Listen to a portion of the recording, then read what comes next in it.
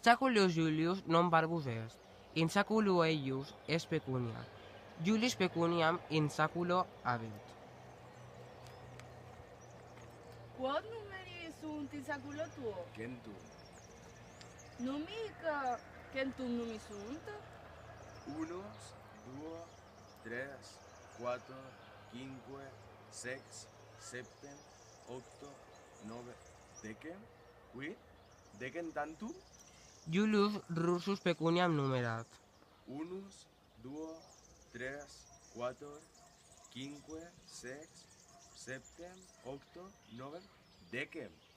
Numerus numerum non est centum, sed decem tantum. Quid in saculum meum non centum sed decem numi sunt? Ubi sunt ceteri numi? Servi mei, ubi sunt? Servus tus medus Ikea. Julius servum sum medum videt, Davus non videt.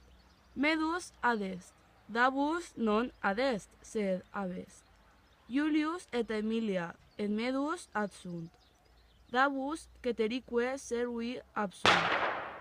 Quid unus servus ad est? Ubi est Davus? Davus vocat. Daue! Sed Davus medum non audit neque venit. Medus Russus Davum vocat. Daue, veni! Davus venit, iam duo servi ad sunt.